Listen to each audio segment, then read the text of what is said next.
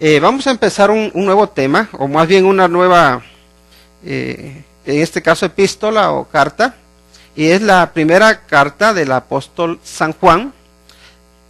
Y el apóstol Juan está tratando algunos problemas de falsas enseñanzas. Y había en el trasfondo, en el fondo lo que hay es que había una filosofía mezclada con el cristianismo. Ellos se decían ser cristianos, pero en realidad con su enseñanza negaban las enseñanzas del Señor Jesucristo. Y estos se llamaban los gnósticos, y la religión en sí, o la filosofía en sí se llamaba el gnosticismo. Y creo que para entender lo que nos dice la epístola de Juan, es necesario ver el trasfondo, es necesario ver lo que estaba pasando allí en ese momento, en lo que se refiere a la enseñanza. Y el gnosticismo pues era la verdad una filosofía bastante peculiar, porque los gnósticos eran podemos decir, una filosofía dualista. ¿Qué significa esto? Que por un lado ellos decían que lo espiritual, que el espíritu era sagrado, pero decían luego que lo material es pecaminoso. Entonces que no puede haber comunión entre lo espiritual y lo material. Y cuando vemos la enseñanza de Dios, nos damos cuenta que para Dios, nosotros somos espíritu, alma y cuerpo. Es decir, somos una unidad conjunta. Y cuando el Señor Jesucristo viene a salvarnos, nos viene a salvar ¿cómo? Viene a salvar todo nuestro ser, nuestro espíritu, nuestra alma y nuestro cuerpo, ¿no?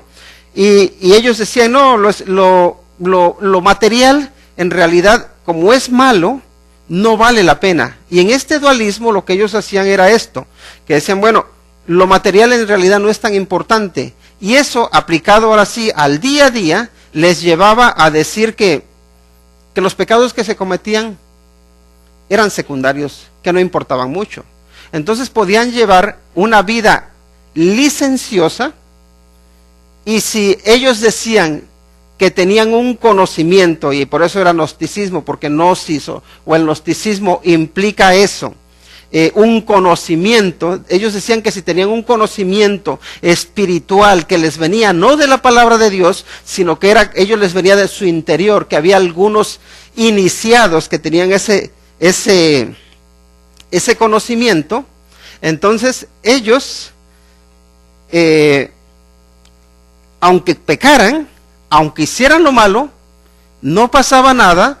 ¿Por qué? Porque su cuerpo era solo materia, pero su espíritu era divino, o su espíritu estaba salvo, podemos decir. Entonces, por un lado está esa dualidad. Y como ellos decían que la materia era mala, negaban que el Señor Jesucristo hubiese venido en carne. Entonces, ¿qué decían? Bueno, el Señor Jesucristo vino, dice, pero en realidad es como en apariencia Él era físico, dice, pero en realidad no era realmente material. Entonces eso ya negaría la encarnación del cristianismo, ¿no?, que enseña la palabra de Dios. Entonces también ellos, pues al negar que el Señor Jesucristo se hubiese hecho carne, también negaban que uno pudiera ser salvo por el perdón de los pecados, sino que ellos decían que uno se salvaba por medio de adquirir un conocimiento especial. Y hoy en día todavía hay movimientos gnósticos. De hecho, hace poco estaba hablando yo con una persona que me hablaba de esta sabiduría que había algunos cuantos que habían alcanzado. Digo, wow, aquí está el gnosticismo. De que ellos se creen que tienen un conocimiento privilegiado que nadie más tiene. Y eso es falso. Cuando Juan está escribiendo, lo que está haciendo es decir, miren, ustedes que se llaman cristianos, porque, y en la forma en que se supone que han llegado a ser cristianos, es por ese conocimiento que ustedes han alcanzado, ese conocimiento en realidad no les salva. quien salva es el Señor Jesucristo. Y es un conocimiento distinto, no es el conocimiento que uno alcanza, y de alguna manera ellos dicen, nosotros alcanzamos el conocimiento. No, el conocimiento se revela a nosotros. Y por eso habla del verbo, de la palabra de vida, que es el Señor Jesucristo, que se revela a los hombres. Y entonces Él se manifiesta. Y de hecho lo que hace es mostrar aquí Juan cómo lo que hace es mostrar cómo lo espiritual se une con lo material. Y ahí tenemos a Dios haciéndose carne. Así que aquí tenemos a Juan, por un lado, enfrentando esas falsas enseñanzas, pero por otro lado también lo tenemos dando testimonio de que hay un ser todopoderoso que existe desde la eternidad. Y así es como empieza. Miren lo que nos dice el versículo 1, dice, lo que era desde el principio. Lo que era desde el principio. Fíjense la frase que utiliza, lo que era desde el principio. Lo que está diciendo, hay un ser o hay algo que existe desde el principio, pero no dice que en el principio empiece a existir, sino que la palabra era implica eternidad pasada. Entonces dice, en el principio había algo más que algo, había un alguien que existía. Y ese algo, ese alguien está haciendo referencia al Señor Jesucristo. Entonces, lo que era desde el principio, es decir, ese ser que existe, creas en Él o no creas en Él, ese es el que nosotros anunciamos. Y podemos decir que aquí lo que estamos viendo es que hay un ser eterno que existe por sí solo. Dios existe por sí solo. Nadie lo creó, nadie lo sustenta, nadie lo alimenta, nadie le da existencia, nadie le puede dar un fin. Él, por eso luego vemos que Él es el alfa, Él es la omega, Él es el principio, Él es el fin, Él es el primero, Él es el último. Él existe, Él es el yo soy. Fíjense que en Dios podemos decir que no existe un era, es y será, sino que Él es. Cuando Él se manifiesta como el yo soy. Yo existo por mí mismo. Y eso, la verdad que va más allá de nuestra comprensión, porque todo lo que nosotros conocemos tiene un principio y tiene un fin. Pero Dios no es así. Entonces aquí Juan lo que está diciendo, lo que era desde el principio, ahora dice, lo que hemos oído, lo que hemos visto con nuestros ojos, lo que hemos contemplado y palparon nuestras manos tocante al verbo de vida.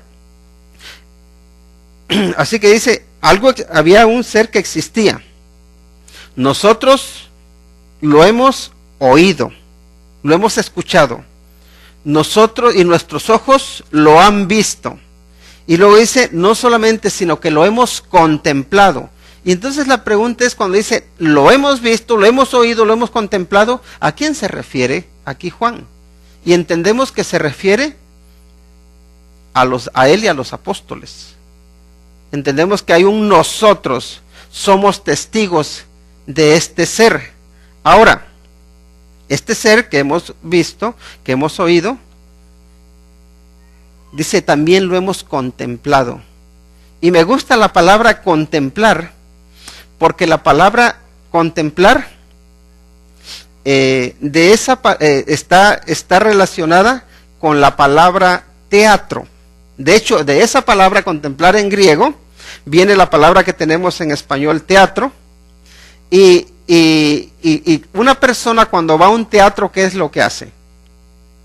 Lo que hace es ir a ver detenidamente un acto o una obra que se va a presentar, ¿no?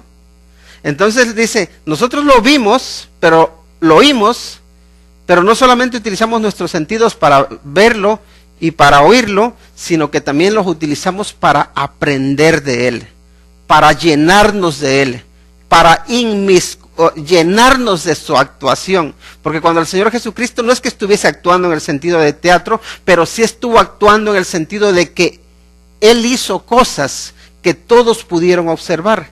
Y si quien está escribiendo la epístola es Juan, ¿recuerdan quién era Juan? Juan era el discípulo amado del Señor Jesucristo. Es quien lo vio, quien estuvo a su lado, quien se recostó, quien dice: yo soy amado por el Señor Jesucristo. Y aquí está en el proceso de corregir una falsa enseñanza, está diciendo: yo he aprendido de él, o hemos aprendido de él, lo hemos observado. Juan observó al Señor Jesucristo cuando perdonó a Pedro. Recuerdan que Pedro le había llamado, le había fallado, y luego Pedro se va a pescar, y después, cuando ya el Señor Jesucristo y Pedro iban caminando, que el Señor Jesucristo ya había restaurado a Pedro, recuerdan que lo seguía el discípulo amado, y que le dijo Pedro: ¿y qué de este? Pero ahí estaba Juan viéndolo, estaba viendo al Cristo que perdona, al Cristo que restaura, también el Cristo que amaba, el Cristo que se relacionaba con ellos, porque vio al Señor Jesucristo llorar, vio al Señor Jesucristo sufrir por ellos, vio al Señor Jesucristo en la cruz, vio al Señor Jesucristo que era real, lo palparon sus manos, lo observó, lo vio perdonar, lo vio actuar. Entonces de alguna manera está relacionando. Nosotros lo observamos, dice. Nadie nos puede venir a decir que Él no era hombre realmente, que Él no se hizo hombre. Él realmente se hizo hombre, porque el Cristo que predicamos, que enseñamos, se hizo hombre. No solamente se quedó en la parte de lo espiritual. Y recuerden que esa era la enseñanza de los gnósticos, que Él solamente era espíritu y que su apariencia física en realidad solamente era, Él la utilizó para enseñarnos cómo alcanzar el conocimiento, ese conocimiento oculto que solamente algunos pueden alcanzar. Y dice: no es así.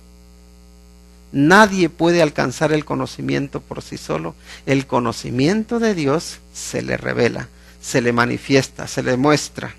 Ahora, luego dice en los versículos 3 y 4, dice, bueno, vamos a leer el 2, dice: porque la vida fue manifestada y la hemos visto y testificamos y os anunciamos la vida eterna, la cual estaba con el Padre y se nos manifestó.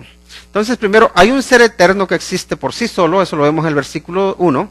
En el versículo 2 vemos que hay una vida eterna que se ha manifestado.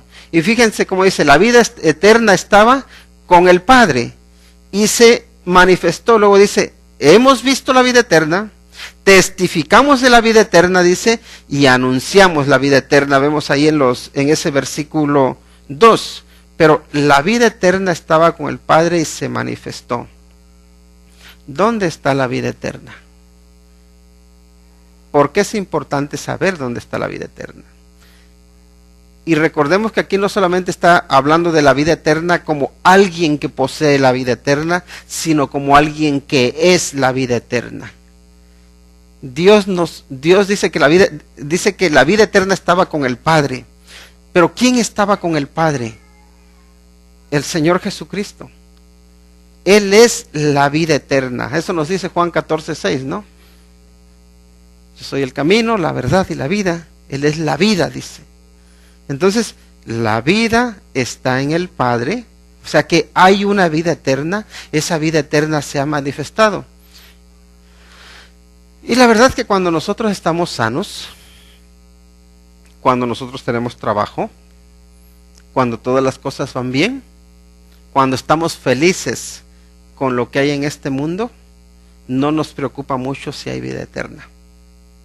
¿Por qué? Porque en nuestro interior sentimos como que si la vida eterna la tuviéramos ya, que vamos a vivir para siempre. Y si se dan cuenta, nosotros nos olvidamos mucho de que aquí vamos a estar solamente por un rato. Pero ¿qué sucede cuando viene a nosotros la aflicción?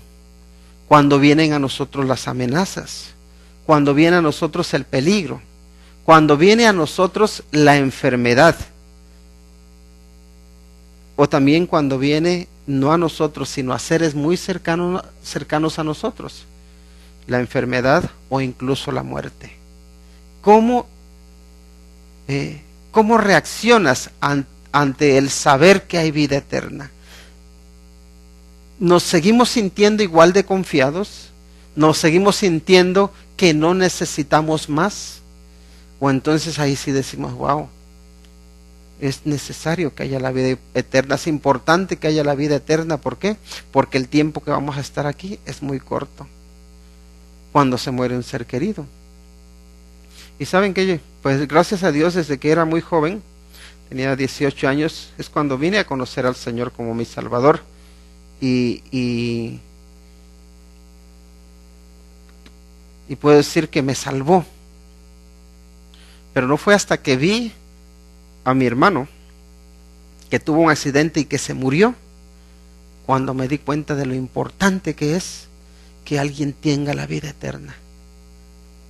Cuando tú ves un cuerpo de un ser humano inerte ahí, que no tiene vida, entonces, si tú sabes que esa persona murió con Cristo Jesús, te viene un consuelo a tu corazón, te viene una fortaleza, una paz que solamente se puede tener de saber que esa persona tiene vida eterna, que fue salva por Cristo Jesús. Hay momentos en nuestra vida en que nos damos cuenta de lo importante que es que haya una vida eterna. Te da consuelo, te hace pensar y te hace ver que no todo se acaba aquí. Y ahora la verdad que estamos viendo tantas, por un lado en México vemos cómo está la situación tremenda, ¿verdad? Terrible. Tantos saqueos, tantas subidas de precios, tantos robos descarados, tantos asesinatos. Pero ¿sabes qué? El saber que hay vida eterna, el saber que no todo se queda aquí, es de mucho consuelo. Y aquí también la incertidumbre que hay de las leyes que se puedan tomar, las decisiones que se puedan tomar, pues como que causan cierta preocupación.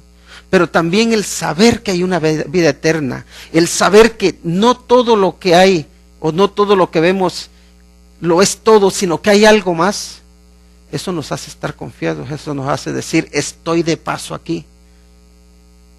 Mi ciudad, mi nacionalidad está en el cielo. Mi futuro no está aquí. Hay una vida eterna. Entonces hay un ser eterno que existe por sí solo. Hay una vida eterna y en Cristo Jesús se encuentra.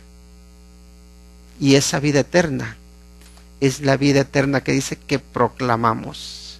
Miren lo que nos dice los versículos 3 y 4. Lo que hemos visto y oído, dice, eso os anunciamos, para que también vosotros tengáis comunión con nosotros, y nuestra comunión verdaderamente es con el Padre y con su Hijo Jesucristo. Estas cosas os escribimos para que vuestro gozo sea cumplido. Fíjense cómo está diciendo, yo no estoy anunciando lo que otros me han dicho. No estamos proclamando algo que es una teoría para nosotros. No dice, nosotros somos testigos oculares, hemos visto al Salvador. Nosotros hemos experimentado la salvación. Nosotros podemos dar testimonio de que el Señor Jesucristo vino en carne, que realmente fue crucificado, que realmente murió, que realmente resucitó, que venció a la muerte. Y lo que nosotros hemos visto, dice, lo que hemos oído, eso lo anunciamos. ¿Para qué? Para que también tengáis, dice, comunión con nosotros. Y fíjense un poco, hasta cierto punto es uno de los objetivos principales de esta epístola, es que los cristianos tengan comunión. Y la comunión verdadera es o debe estar basada, debe estar fundamentada primero en Dios y tiene que estar fundamentada en la verdad. Si nosotros tenemos comunión basada en las mentiras, ¿saben qué va a pasar?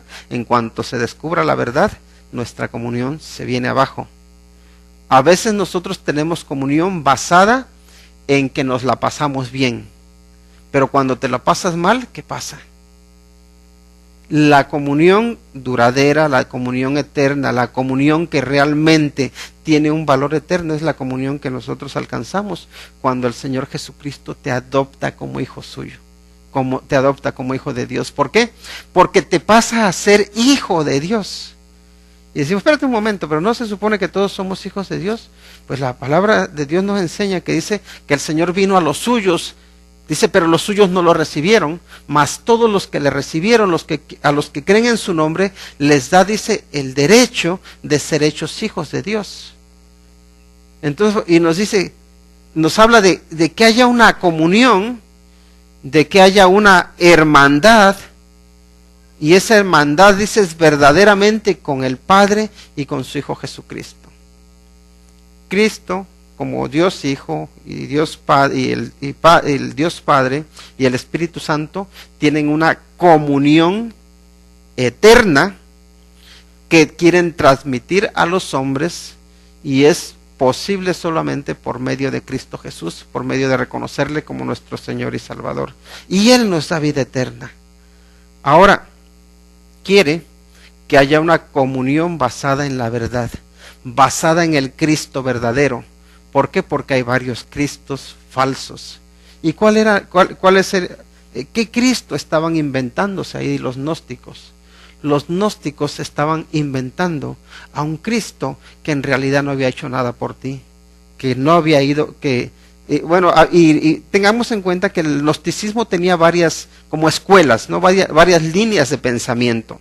Y una de ellas decía que el Señor Jesucristo fue un hombre común y corriente, pero que cuando se bautizó, dice que lo espiritual, el Cristo, ahora sí divino, vino sobre él, y pero que antes de ir a la cruz, que ese espíritu lo dejó. Entonces dice que nació un hombre común y corriente, que fue visitado por el Espíritu, pero que luego lo dejó, y cuando fue a la cruz, que solamente murió un Cristo humano, no el Señor Jesucristo como ser divino. Esa era una de las corrientes. La otra corriente, pues lo que enseñaba era que en realidad el Señor Jesucristo no se hizo carne, sino que lo que pasa es que aparentaba ser carne. Y lo que estaba negando es la obra de Cristo Jesús en la cruz del Calvario. Si Cristo Jesús no fue realmente a la cruz del Calvario, si no murió por nuestros pecados, estamos perdidos. Pero ¿saben qué? Se inventaron a un falso Cristo. Lo triste es que todavía sigue mucha gente inventándose a falsos Cristos. ¿Saben qué?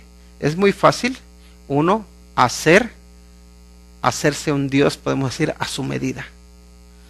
Estos gnósticos se inventaban falsos cristos porque ellos querían vivir una vida licenciosa, porque querían vivir una vida de pecado y que no hubiera nadie que les dijera, ¿sabes qué? Estás mal. Porque decían, al fin y al cabo el cuerpo ahí se queda. Todo lo que haga, no pasa nada. Es mi espíritu, es el conocimiento que yo tengo lo que realmente me va a salvar, decían. Y ahí apartaban lo espiritual de lo material. Pero ¿saben qué? El Señor Jesucristo vino en carne para rescatar nuestra carne. Y la esperanza que tenemos es una esperanza de que habrá una resurrección. Habrá una resurrección de los muertos, que nuestro cuerpo será transformado y que seremos resucitados. Se quedará lo pecaminoso, porque seremos transformados, dice la palabra de Dios. Entonces lo que estaban haciendo era crearse un Cristo a la medida de lo que ellos querían. Y como recuerden que en ese tiempo también había movimientos filosóficos de algunos intelectuales que se creían muy sabios o muy inteligentes, que creían saber más que otros, entonces ellos le presumían a los demás que tenían un conocimiento superior. No sé si les ha sonado, no sé si les suena, pero hoy en día también tenemos a muchas personas que se creen que ellos tienen un conocimiento superior. De hecho, hay algunos que incluso dentro de las iglesias se proclaman como, de alguna manera, mensajeros de Dios. Y van y te dicen, es que Dios dice esto. Es que Dios me ha dicho que te diga esto. Es en el fondo es el mismo orgullo de uno creerse que es más que los demás. Que uno creerse que uno tiene un conocimiento superior de los demás. O que uno es más espiritual que los demás. No. No es por el conocimiento que nosotros llegamos a ser salvos. Y esa es otra cosa que también debemos tener en cuenta. Sí, es importante que nosotros conozcamos la palabra de Dios, que la estudiemos, que meditemos en ella, porque nos va a hacer sabios. Pero ¿saben qué es lo que nos hace salvos? Nos hace salvos Cristo Jesús. Dice, por gracia sois salvos por medio de la fe. Y esto no de vosotros, pues es don de Dios, no por obras para que nadie se gloríe. ¿Se dan cuenta? Algunas, aquí en este caso ellos descansaban en el conocimiento verdadero. El conocimiento verdadero te va a liberar de la ignorancia y te va a librar de la, podemos decir, de la tiranía, del error. Pero es Cristo Jesús quien te da vida eterna por medio de la fe. No eres salvo por todo lo que sabes, eres salvo por todo lo que confías en Cristo. Por entregarle tu vida, por decirle, Señor, yo no sabré mucho, pero sí sé que tú enviaste a tu Hijo Jesucristo a morir por mis pecados. Y yo confío en que es así. Reconozco que soy pecador y te entrego mi vida y te pido que me limpies, que me perdones, que me hagas un hijo tuyo. Dios nos salva cuando nosotros somos humildes delante de Él y le reconocemos como nuestro Señor y como nuestro Salvador. Pero hay muchas personas que saben mucho. Pero ¿saben cómo dijo el Señor Jesucristo? Te alabo, Padre, porque has escondido estas cosas de los sabios y se las mostraste a los niños. Fíjense la belleza de Dios. La salvación viene por la fe.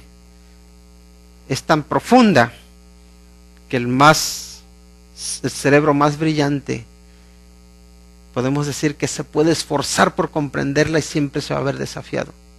Pero también es tan sencilla que puede ser comprendida por un niño, que puede ser abrazada por un niño, que puede ser aceptada por un niño. La belleza de Dios es que es tan grande que nos desafía, que nos reta a crecer, a aprender, a conocerle más, pero también tan personal, tan sencilla, que requiere un sí creo.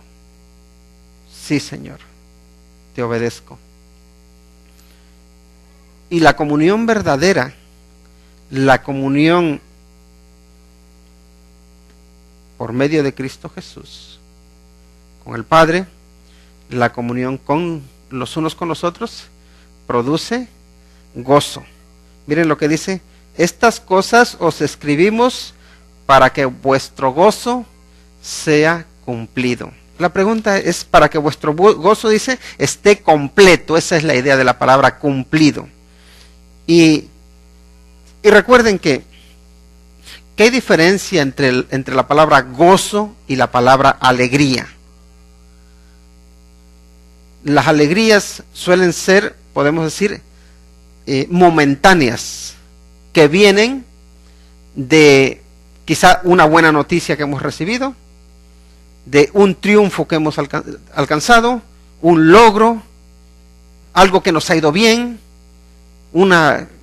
las cosas que podemos decir que disfrutamos en el momento, ¿no? Como que nos dan alegría. Pero el gozo viene de saber que a pesar de que tengamos problemas, a pesar de que haya circunstancias adversas y a pesar de que a veces fallemos o de que a veces caigamos, todavía Dios sigue estando en control. Todavía puedo descansar en Él y todavía puedo regocijarme en Él. Por eso nos dice la palabra de Dios, regocijaos en el Señor, siempre dice. Y luego dice otra vez os digo, regocijaos. Y dense cuenta que la palabra de regocijaos tiene que ver con un mandato. Es aprende a gozarte en Dios a través de las distintas circunstancias de la vida, sean duras o sean fáciles. Queremos, dice, que vuestro gozo sea cumplido, que el gozo esté completo. La pregunta es, ¿qué necesitas tú para tener gozo? Y mucha gente dice, no, pues yo para tener gozo, para ser realmente feliz, empiezan a decir, no, necesito, si tuviera yo esta casa, si tuviera yo este coche, si tuviera yo este trabajo, si tuviera yo este sueldo, si tuviera yo salud, si tuviera yo a mis seres queridos conmigo, eso ya me daría gozo, eso ya me haría ser feliz. Y la verdad es que nada de eso te va a llenar, nada te va a dar el gozo completo como el tener una comunión con el Padre y con el Hijo. Ese es podemos decir, el propósito de la epístola, que haya comunión en Cristo Jesús y que haya un gozo completo. Que no tengamos que andar diciendo, es que necesito, si supiera yo un poquito más, entonces sería feliz. Si tuviera yo un poquito más, entonces sería feliz. No. Nuestro gozo no viene de lo que tengas o lo que dejes de tener. Nuestro gozo viene de tener una comunión con el Padre. Y esa comunión, ¿saben qué? Se refleja en la comunión con nuestros hermanos, en la comunión que tenemos los unos con los otros. La pregunta es esta: ¿tienes comunión con Cristo Jesús? ¿Tienes comunión con Dios? Cristo mora en tu ser. Cristo te ha limpiado de tus pecados.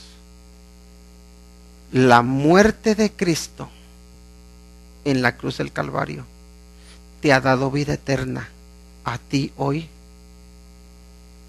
¿Tienes la vida eterna? ¿Has sido limpiado? ¿Has sido perdonado? Si no has sido perdonado y si no has sido limpiado,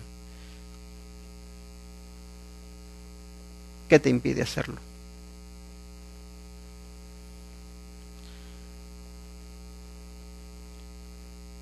Esta es la vida eterna, dijo el Señor Jesús, que te conozcan a ti, al único Dios verdadero, y a Jesucristo, a quien tú has enviado.